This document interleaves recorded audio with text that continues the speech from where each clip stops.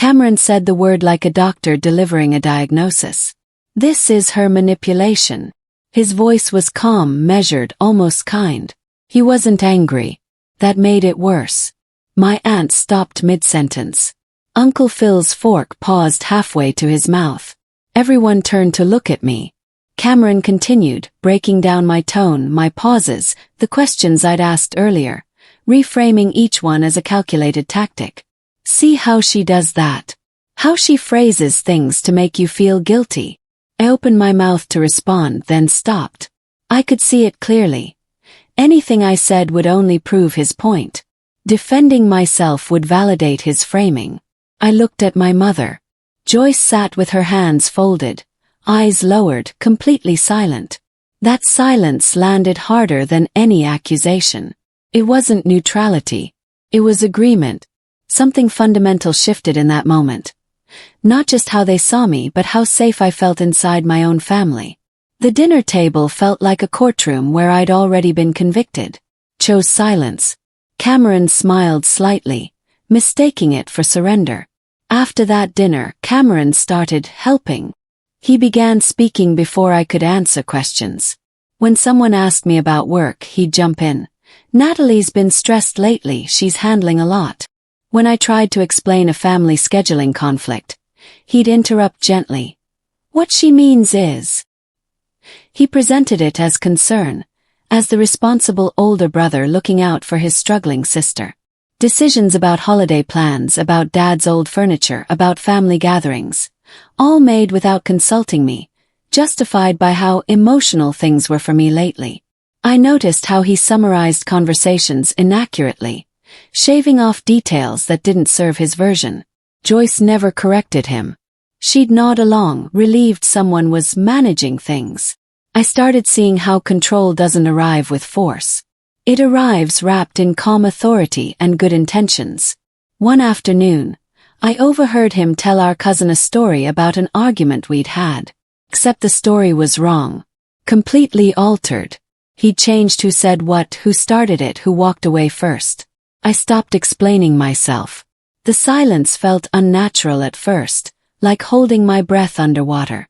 Every instinct screamed to defend, to clarify, to correct the record. I didn't. The more I withdrew, the more Cameron filled the space with words. He elaborated. He clarified unprompted. He revised stories no one questioned. I started noticing patterns in how his explanations changed depending on who was listening. To Joyce, I was fragile and overwhelmed. To our uncle, I was going through a difficult phase. To younger cousins, I was dealing with personal issues. I began writing things down privately. Exact phrases. Who was present? What was actually said versus what he later claimed. Not for revenge. I didn't even know what I'd do with it. I just needed to know I wasn't losing my mind. Joyce watched Cameron more closely during family calls now, though she still said nothing. I realized silence wasn't weakness. It was time. Time to see clearly.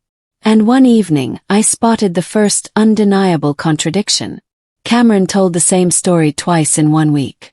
The first time, he said I'd asked him to handle the estate paperwork because I was too emotional. The second time, he told Aunt Marie he'd volunteered because I was avoiding responsibility. Small detail but crucial. Who initiated? Who agreed? Who hesitated? No one else noticed. No one challenged him. I added it to my notes.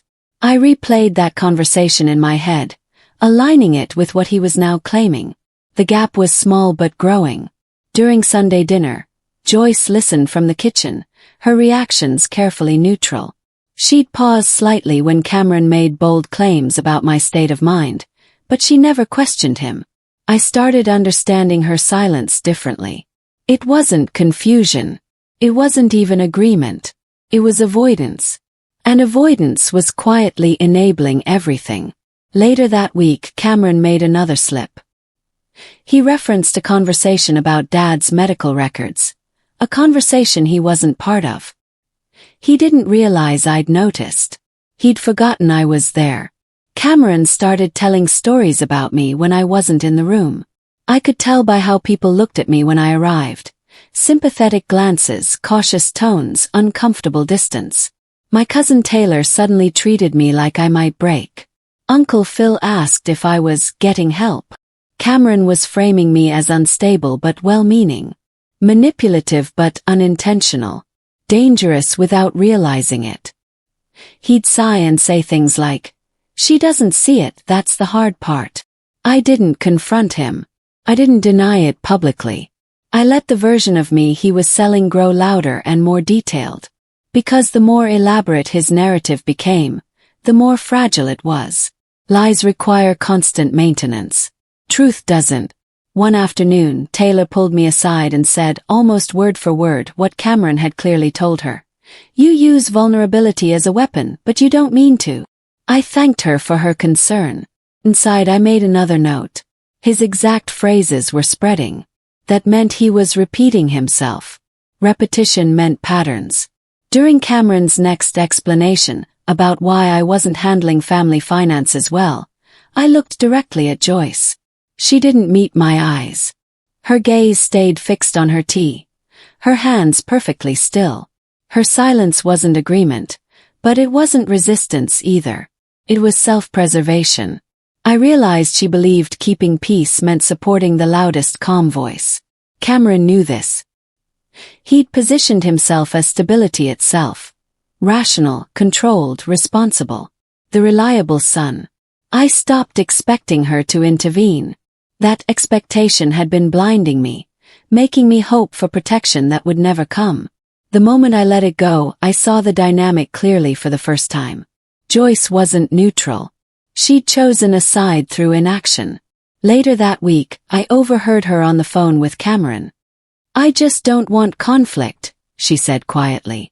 "You handle it better than I do." He reassured her that everything was under control, that he was watching me carefully. My stomach turned. I wasn't losing my family to lies. I was losing them to convenience. Cameron grew comfortable. Too comfortable. During a family video call, he mentioned a message thread about refinancing Dad's old property. "We all agreed it makes sense," he said casually. Except he was never in that thread. It was just me, Joyce, and Uncle Phil. I didn't react. I simply asked, "Which message are you referring to?" He answered without hesitation. "The one from last Tuesday where everyone said to move forward." That was wrong. The thread was from Wednesday, and no one had agreed yet. We were still discussing options. I noted it silently. The call moved on. Cameron didn't notice my stillness change. This wasn't luck. He was getting careless, referencing information he shouldn't have access to, which meant someone was feeding it to him. Or he was reading things he wasn't supposed to. Either way, he was controlling information flow, and I was starting to see how. Later I checked my message timestamps. Wednesday, not Tuesday. No consensus, only questions. He'd fabricated agreement to justify a decision he'd already made. I organized everything. I created a private document with sections. Dates, messages, witnesses, contradictions. I didn't editorialize. I didn't interpret. I kept things exactly as they happened. Cameron's claim versus the actual record. His version of events versus the timestamps. The truth didn't need decoration. I noticed how often his claims relied on memory. Flexible, adjustable memory. Mine relied on screenshots, dated messages, and third-party confirmation. The difference would matter eventually. Cameron kept talking, correcting, explaining, managing. He positioned himself at the center of every family decision now. Joyce deferred to him automatically. "Ask Cameron," she'd say when someone had questions. "Cameron's handling that." He didn't realize he was building the case against himself with every confident revision, every small adjustment to make himself look better. Then I identified it. The moment his entire story depended on one lie. He claimed I'd refused to attend Dad's lawyer meeting because I was too upset. But I had the email. I'd never been invited. Cameron started interrupting more, speaking over people mid-sentence, finishing thoughts that weren't his to complete. Control always escalates when it goes unchallenged. I watched it happen with detached clarity. Uncle Phil started looking annoyed during calls, though he didn't say anything. Aunt Marie cut conversations shorter. Even Taylor seemed less patient with his constant interjections. Joyce shifted in her seat when he spoke now. Subtle but new. She wasn't fully comfortable anymore, though she still didn't intervene. Cameron's tone sharpened when people didn't respond immediately to his suggestions. The calm authority was cracking slightly at the edges. One evening during dinner, he said I'd skipped Dad's memorial planning because I wasn't ready to face it. Aunt Marie frowned. I thought she wasn't told about the date until after, she said slowly. Cameron blinked. No, she knew. She chose not to come. Aunt Marie's frown deepened. She'd been there. She knew. He just contradicted himself in front of the wrong person. The room temperature seemed to drop. Aunt Marie didn't challenge him directly, but her expression changed. Cameron noticed immediately. He tried to clarify, adding unnecessary details, stacking explanations to cover the gap. What I mean is, she knew generally when we'd plan it, so when it came up she wasn't surprised, but she still chose not to. He was spiraling. I stayed completely still. I didn't look at him. I didn't look at Aunt Marie. I just let the moment exist. The air shifted. Not dramatically. Slowly. Like temperature dropping 1 degree. Cameron's voice changed afterward. Sharper, more controlled, less casually confident. He felt something slip. He just didn't know how much it mattered yet. After dinner, Aunt Marie pulled me aside. Were you really invited to that planning meeting? She asked quietly. I showed her the message thread. Her face hardened. He told Joyce you refused to participate. He nodded. I know. She studied me for a long moment. You're keeping track, aren't you? I didn't answer. I didn't need to. She squeezed my hand. Good. I realized then that I wasn't alone anymore. Cameron began paying attention to me in a new way. Not openly, strategically. He tracked my reactions, my posture, my silences. He was waiting for me to expose myself, to show anger or frustration. Gave him nothing. Short answers. Neutral tone. I didn't challenge him, but I didn't support him either. The lack of feedback unsettled him. Control depends on response. Without response, he didn't know if his story was landing. I could feel his frustration growing beneath the calm surface. He started repeating himself more often, reinforcing points no one had questioned. Like I said before, Natalie's going through something. Again, I'm just trying to help her. The repetition sounded defensive now instead of authoritative. Joyce noticed. I saw her glance at him with slight confusion during one of his unprompted clarifications. She was starting to hear it too. The over-explanation. The need to convince. Cameron must have sensed the shift because he made a decision. He decided to provoke me deliberately. To force a reaction that would validate everything he'd been saying. He brought it up during family dinner. Dad's final hospital visit. The one where I'd held Dad's hand while he struggled to breathe. Cameron said, voice gentle with false concern. I think Natalie still feels guilty about not being there at the end. Everyone froze. Had been there. He knew I'd been there. This was intentional. I felt the familiar rush in my chest, the urge to correct, to defend, to prove him wrong in front of everyone. I didn't. I took a slow breath and let the moment sit unanswered. The silence stretched longer than he expected. Taylor shifted uncomfortably. Uncle Phil looked confused. Cameron filled the space with nervous clarification. I mean, not physically there, but emotionally present, you know? Sometimes trauma makes us absent even when we're in the room. Sounded excessive. Defensive. Like he was backtracking. Joyce looked at me instead of him. Just for a second. Her eyes held a question. I held her gaze calmly, then looked back at my plate. I realized something crucial. The balance was shifting. Cameron had overplayed his hand. Things didn't change loudly. They changed in small, quiet ways. People started asking me questions directly again instead of looking to Cameron first. He noticed immediately. During a call about estate taxes, Uncle Phil addressed me. Natalie, what do you think makes sense? Before I could answer, Cameron interrupted. What she's trying to say is, I'd like to hear from her directly, Uncle Phil said firmly. Cameron's jaw tightened. I answered simply, factually. Uncle Phil nodded and moved on. Cameron's interjections started sounding like exactly what they were. Interruptions. Effort showed. His calm felt rehearsed now instead of natural. Kept listening. Kept documenting. The more he talked, the more pressure he put on his own story. He was managing too many versions now. The one he told Joyce, the one he told extended family, the one he told himself. I saw him hesitate before answering simple questions, calculating which version to use. His confidence was still there, but it had become brittle, fragile. Then he suggested we all sit down and clear the air. I knew this was it. Cameron framed it as resolution, maturity, a chance for everyone to speak openly and move forward as a family.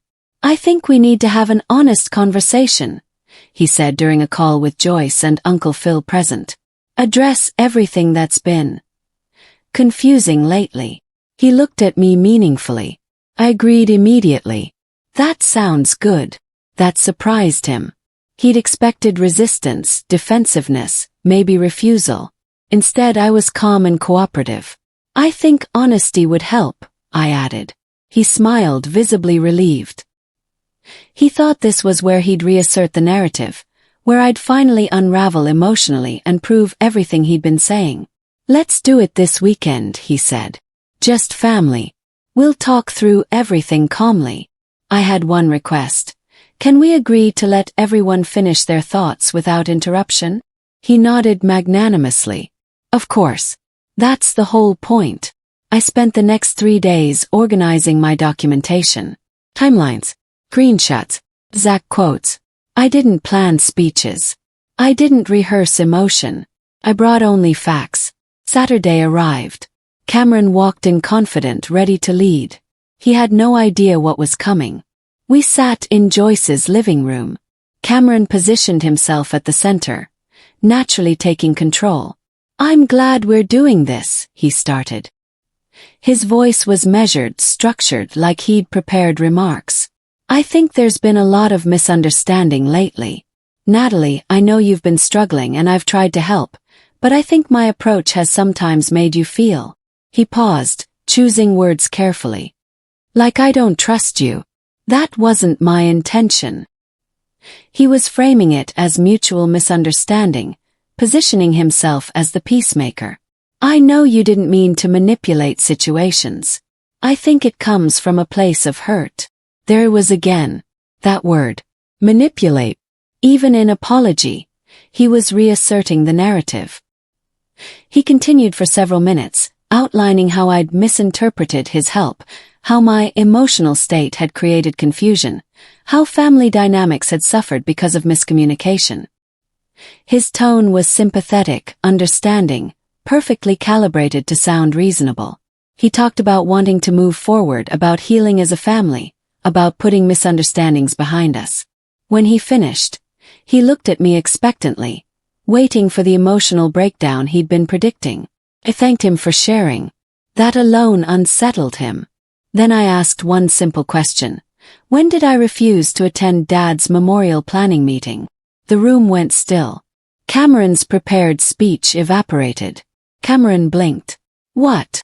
You mentioned I refused to participate. I'm asking when that conversation happened. He shifted slightly. It was. I don't remember the exact date, but you said you weren't ready. What date was the meeting? I asked calmly. Early March, he said. March 6th. Around then. Took out my phone. The planning meeting was March 6th. You told Aunt Marie I refused to come. Can you tell me when you invited me? His frown deepened. I didn't invite you directly. Mom was handling communication. I looked at Joyce. She looked confused. I thought you were coordinating that, she said to Cameron. Tensed. You told me Natalie didn't want to be involved. You told me she wasn't ready, Joyce countered. I pulled up my messages. I have the family thread from February 28th through March 10th. The memorial planning meeting was discussed on March 4th. I wasn't included in that conversation. I turned my screen toward them.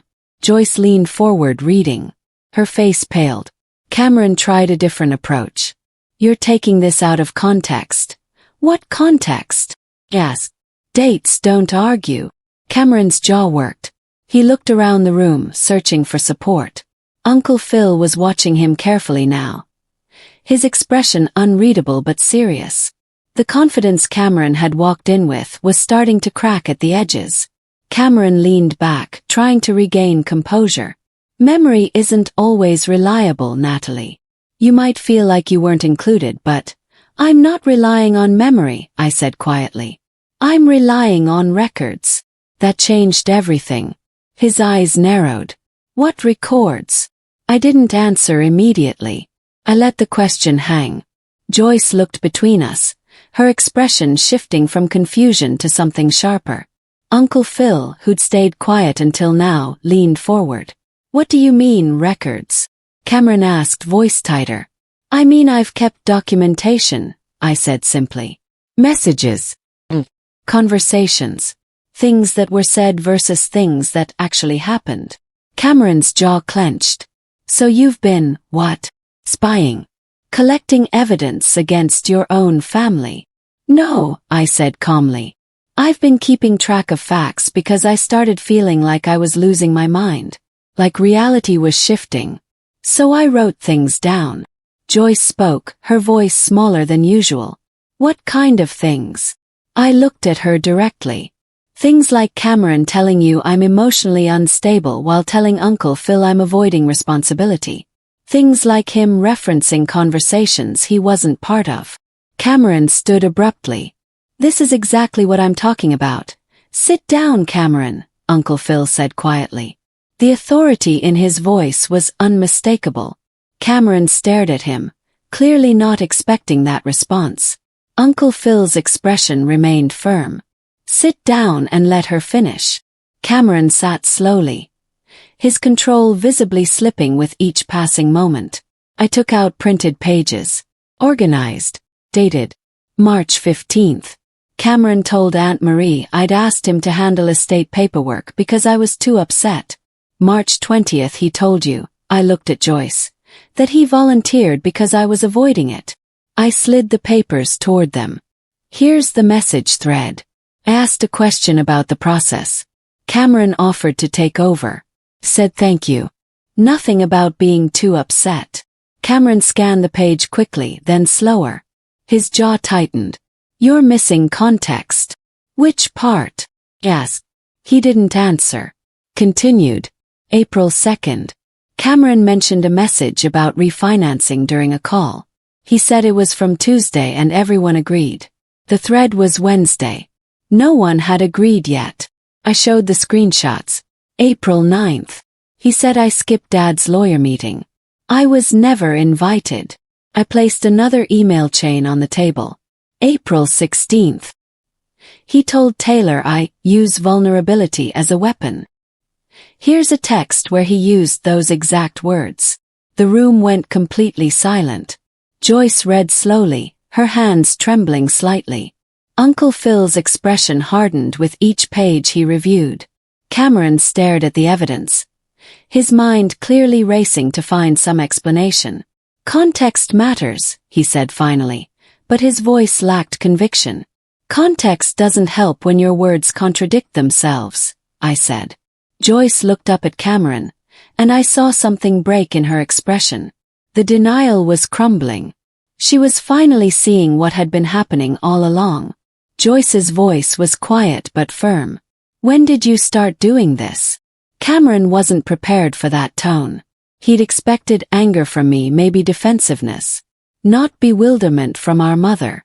I wasn't. He stopped, recalibrating. I was trying to help.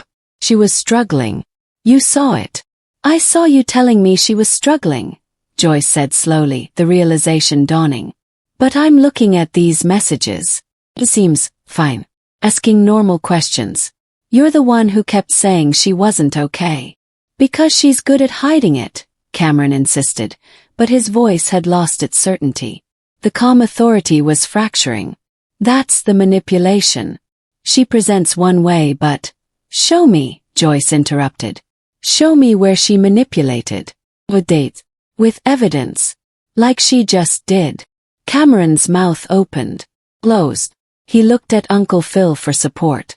Uncle Phil's expression was stone. I'd like to see that too, he said quietly. Cameron had built his narrative on interpretation, on framing, on controlling the story. He had no counter-evidence because there was none. For the first time he didn't have an answer. The alignment he'd relied on was slipping. Irreversibly. I watched him realize it. The moment when he understood that his carefully constructed reality was collapsing and there was nothing he could do to stop it. His face went pale. His hands gripped the armrest of his chair. The control was gone. Cameron tried once more. This is manipulation, he said, gesturing at my papers. This right here. Collecting information. Building a case. Making me look bad. That's exactly what I've been trying to tell you. But it sounded different now. Desperate. Defensive. The word didn't land the way it used to. Joyce looked at the evidence, then at Cameron, then at me.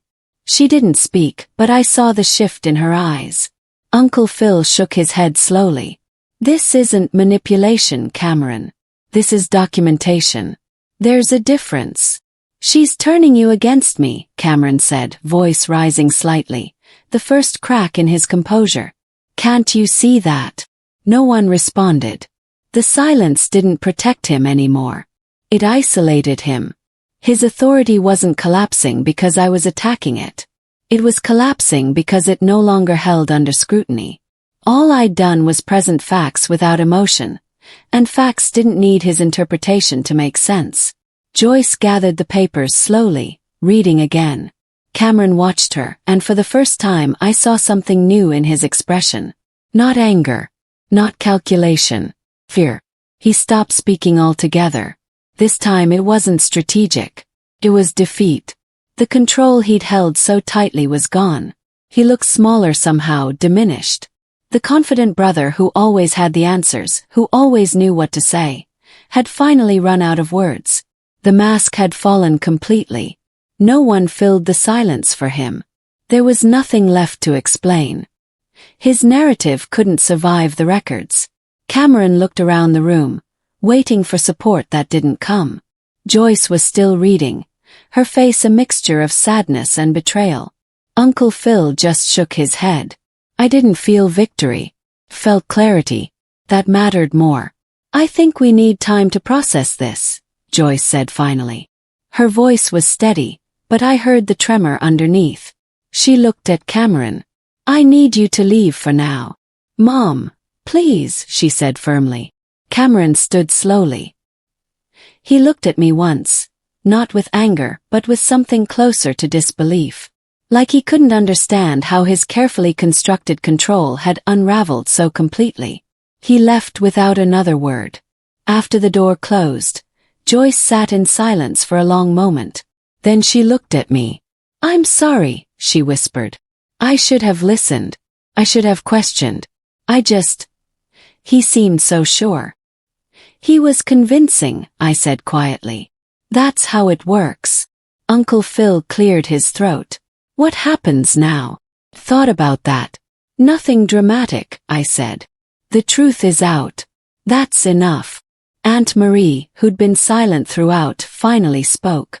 You were incredibly brave, Natalie. Staying calm like that. Not everyone could have done it. I nodded, feeling the weight of months finally lifting from my shoulders. Over the following weeks, I saw Cameron differently. Without the role he'd built, without the calm authority and control. He was just someone who'd gotten exposed by his own words. We didn't have a confrontation. No dramatic showdown. I simply stopped engaging with his attempts to explain or minimize what happened. He tried at first. Sent long messages about how I'd misunderstood, how context mattered, how family should forgive. I didn't respond. Joyce responded for both of us. I need space, Cameron. We all do. He tried calling Uncle Phil, who told him the same thing. Aunt Marie stopped answering altogether.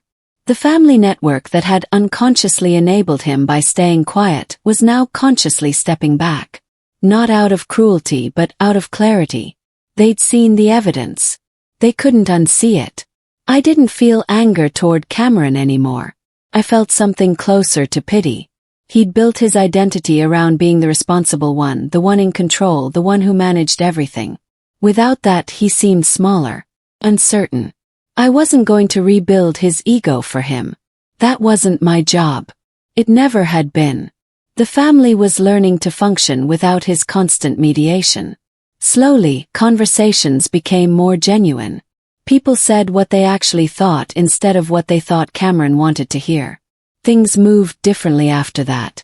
Family conversations happened without Cameron leading them. Decisions about estate matters, about holiday plans, about simple everyday things. They weren't filtered through his voice anymore. No announcement was made. No formal exclusion. The shift was silent but permanent. Joy started asking me directly what I thought, what I wanted, what I felt. Not through Cameron. Not with his interpretation. She listened when I spoke. Really listened. Uncle Phil called to apologize for not noticing sooner. He was convincing, he said. But that's not an excuse. I should have paid more attention. I appreciated it, but I didn't need the apologies. What mattered was the change. Taylor messaged me. I'm sorry I believed what he said about you. I should have asked you directly. I told her the same thing I'd told Uncle Phil. It wasn't her fault. Cameron had been strategic. That was the point. The family dynamic had reset. Not back to what it was before, that was impossible. But into something clearer. Healthier. Cameron avoided family calls now. When he did attend, he was quiet. Subdued. He noticed the shift. I knew he did. The family was healing, slowly but surely. People were rediscovering their own voices, their own judgments. It was like watching a garden grow after years of drought. Cameron kept his distance. There were no confrontations, no attempts to regain control, just distance. He showed up for major family events but stayed at the edges, speaking only when spoken to. Joyce tried to bridge the gap once, suggesting we talk things through again, but I declined gently. I don't need him to admit anything, I told her. The truth already did the work. She understood. I think she was relieved, actually. She didn't want to mediate or force reconciliation. She just wanted peace. And peace didn't require us to pretend nothing happened. It required honesty about what did happen. Joyce spoke to me more directly now. Carefully. Honestly. She asked questions about how I'd felt during those months when Cameron controlled the narrative. I told her. Not to hurt her but to help her understand. She cried. Apologized again. I told her what I needed wasn't apologies. It was awareness. She nodded. I'll do better, she promised. I believed her. The heaviness I'd carried for months lifted gradually. Not all at once, but in small increments. I stopped checking my notes compulsively. I stopped replaying conversations to make sure my memory was accurate. I trusted myself again. That was perhaps the greatest gift. I could speak without second-guessing every word. I could share my thoughts without fear of having them twisted and used against me later. I stopped documenting. I didn't need to anymore. The evidence had done its job, not destroying Cameron but protecting my reality. I won not by attacking him but by refusing to be rewritten. By staying silent when silence was strategic, and speaking when facts mattered more than emotion. Cameron's downfall wasn't dramatic. There was no public exposure, no family scandal. He simply lost the authority he'd built on lies, and the family adjusted to function without his mediation.